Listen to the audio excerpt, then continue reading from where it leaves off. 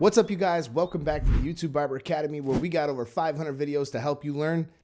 Today, we're gonna break down the blur guard. What I think about it, we're gonna try it on a bunch of different hair types, and yeah, we'll circle back. So let's get it. So you guys can basically see that essentially it's just a very steep kind of guard, which it concerns me a little bit because I don't know if I'm gonna be able to have the same amount of latitude that I would have if I was switching guards. So I'll let you guys know what my thoughts are.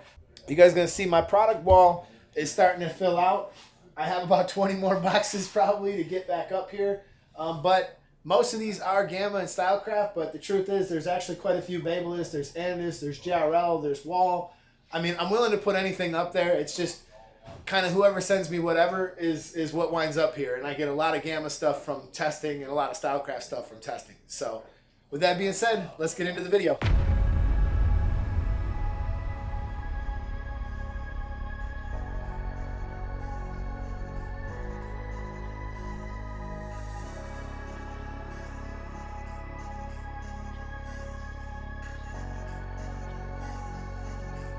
It was fun, and I think it helped me skip a few steps, but at the end of the day, his hair is just full of so many different growth patterns. It's kind of a nightmare to fade. So I had to do a lot of fighting with it, and I did have to switch to some other guards. I think this would probably be great for like tapers and stuff like that. But for like a full cut like this, I more than likely would have been faster if I didn't use it, but we're gonna try it on something different.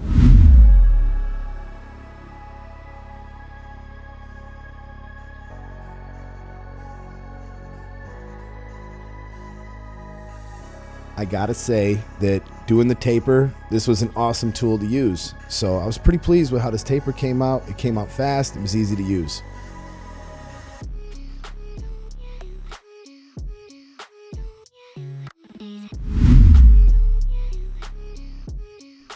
Now here's another one that was a little bit of a struggle to me. I think that I could approach this a little better and come up with a better result.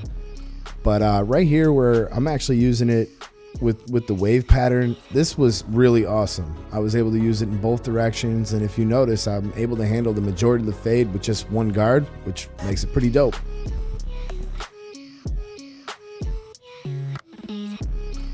So I used this quite a bit for the rest of the day. I did quite a few haircuts with it, enough to form a good opinion, which I'm going to share with you in a second.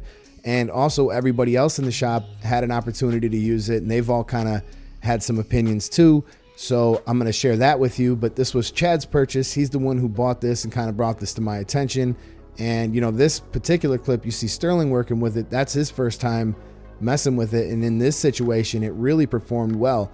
I actually think there's a couple different areas where this is great and then some areas where it's not so great. So let's get into it. Save yourself some time with the new blur guard. Time's important. But will it actually save you time? That's the question. All right, let's see what Chad's got to say about this. Theory on the old blur guard is this, or my reaction to the blur guard is, the thing is, if you use the wall system, it cannot replace your half guard if you use a wall system. However, it's a useful tool. It could be. It can be useful in situations where you don't want to have to pick up your half guard and your one guard. I agree. My one thing I will say is this, that the blur guard is $20, so it's hard for me to recommend something that costs $20 and it's not going to replace like your half guard or whatever. It's just basically, it's just another tool to put in your arsenal to make your job easier, but is it worth 20? I don't think so. Thank you. I do want to point out it fits pretty much every fade blade I tried it on. It doesn't fit the taper blade. I mean, you can kind of force it on there.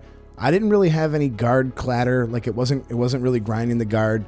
It seemed to work okay with the wedge blade too from Babyliss. So, you know, across the board, it works, but just not on the taper blade. So if you're a taper blade user, you know, this might not be for you. Okay, so in the end, I have to say, at first, I really didn't like it because that first person I tried it on, Caesar. Now, just to preface that, his hair is always a nightmare for me, and that just kind of seemed like it made it harder. Throughout the day, there was little areas where I was like, man, this is working, and then, nah, it's not really working the way I think it should. So my final thoughts on it are this. One, I really like using it for that cleanup phase in the haircut. Let's say you're just about done and you want to run through and do some little bit of touching up here and there. Perfect guard for that. It really is, because you got all the way up from that 1.5 on down. You could just click right through, and it seemed like I could find that little part that I was struggling in pretty easy. Two, I think it worked really good for doing tapers. Like smaller kind of areas where you're fading, stuff like that, it seemed to work pretty well. And I didn't feel like I wanted my other guards when I used it in that scenario. So if you guys want to check this guard out, I will leave a link in the description for that. And I'm trying to get you guys a discount code. If I can get a discount code, one will be added there. So in the next video, I'm going to be breaking down the flex trimmer. It's going to be my first impressions video. I've actually done quite a bit with it already. There's a couple of things that I needed to fix before I could go forward, and I'm gonna share that with you. So stay tuned, keep it locked, and we'll be dropping that video soon. I'll catch you guys in the next video. Peace.